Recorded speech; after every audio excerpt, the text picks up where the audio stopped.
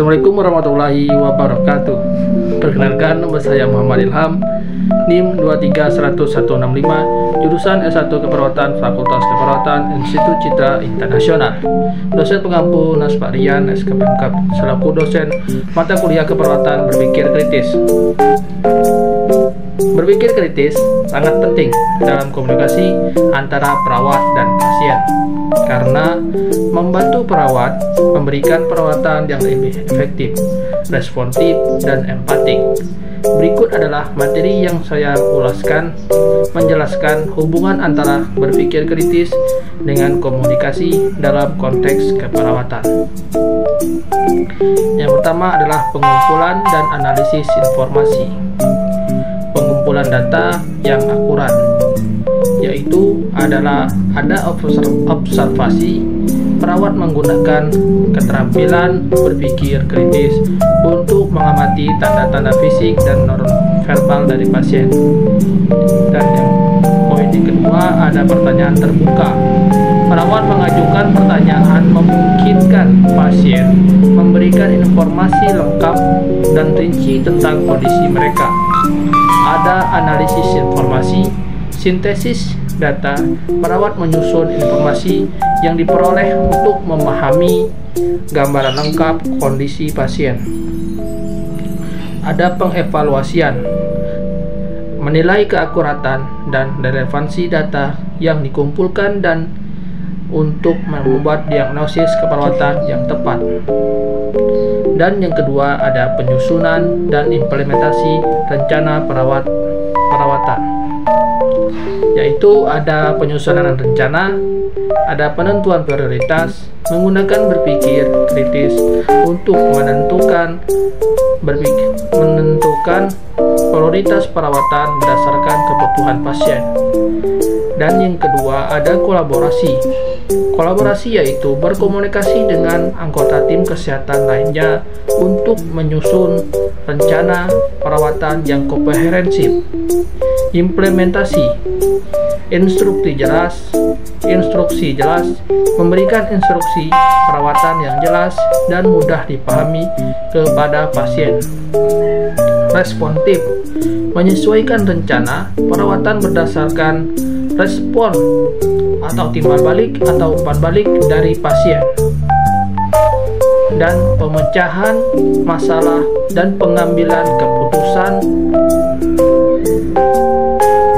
yaitu ada identifikasi masalah, deteksi masalah, menggunakan keterampilan berpikir kritis. Komunikasi efektif, penyampaian informasi, kejelasan menyampaikan informasi medis dengan cara yang jelas dan mudah dipahami oleh pasien dan keluarganya. Empati, menggunakan keterampilan berpikir kritis untuk menunjukkan empati dan memahami perspektif pasien.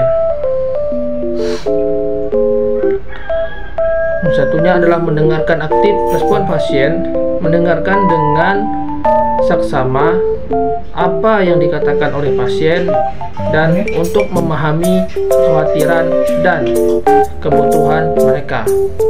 Feedback, menggunakan umpan balik dari pasien untuk menilai efektivitas komunikasi dan memperbaiki interaksi selanjutnya.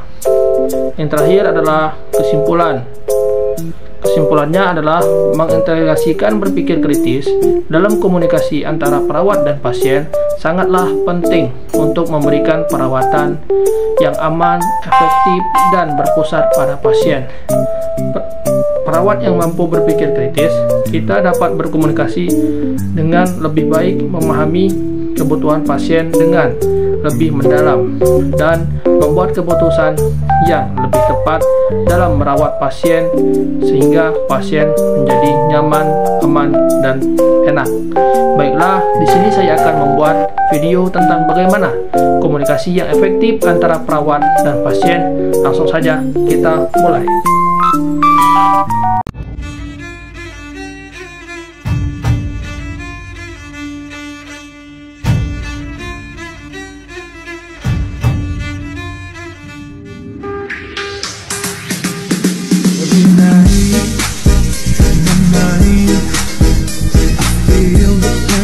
Of the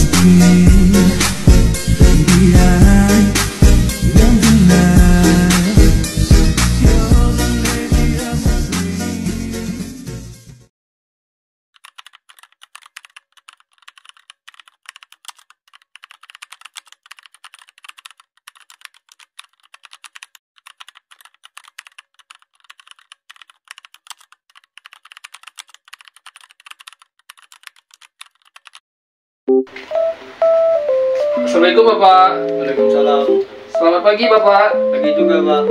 Gimana kabar Bapak hari ini? Sehat? Alhamdulillah sudah agak lumayan. Bapak, perkenalkan nama saya Muhammad Ilham yang bertugas pada ruang anggrek dari jam 6 pagi sampai jam 2 siang Bapak. Bapak, saya yang bertugas untuk merawat Bapak pada pagi hari ini. Apakah Bapak sudah makan belum pagi ini? Sudah, Pak. Makannya sedikit atau banyak Pak? Sedikit, Pak.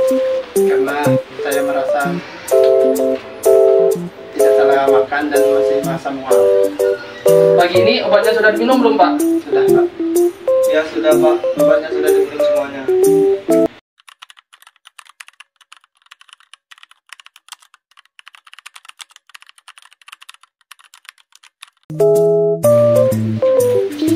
Baiklah Bapak, kami di sini akan melakukan pemeriksaan kepada Bapak. Apakah Bapak dan keluarga bersedia?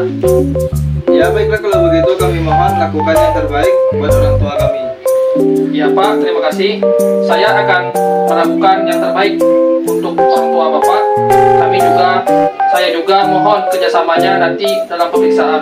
Kalau begitu, saya mau permisi sebentar untuk mempersiapkan alatnya ya Pak. Kurang lebih 5 menit lagi, saya akan kembali lagi ke sini. Ya Pak, kami persilakan. Mari Pak. Mari.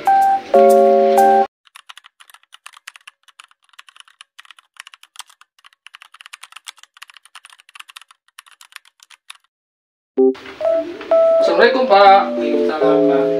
Permisi Pak. Maaf ya Pak. Bapak, tolong angkat tangan sedikit tangannya ya Pak. Bapak, anak Bapak sudah berapa sekarang? Sudah 3, Pak. Sudah besar-besar semua. Oh, sudah besar semua ya Pak?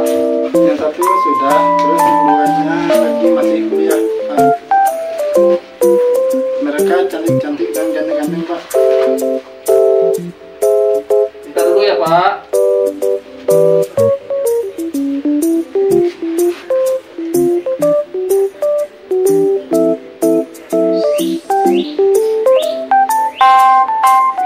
Permisi Pak.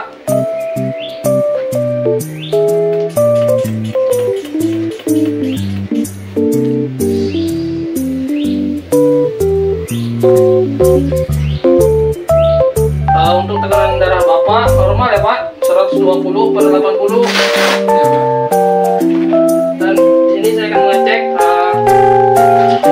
gula darah Bapak apakah normal atau tidak. Sebentar dulu ya Pak.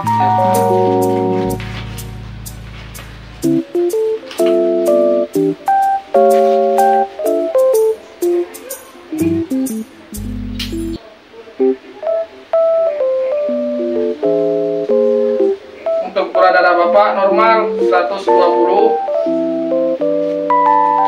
Pak. Di sini saya akan mengecek suhu Bapak lagi.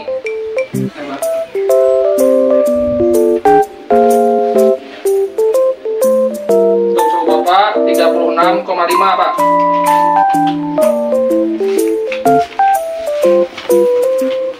Saya permisi dulu ya Pak. Ya, Pak.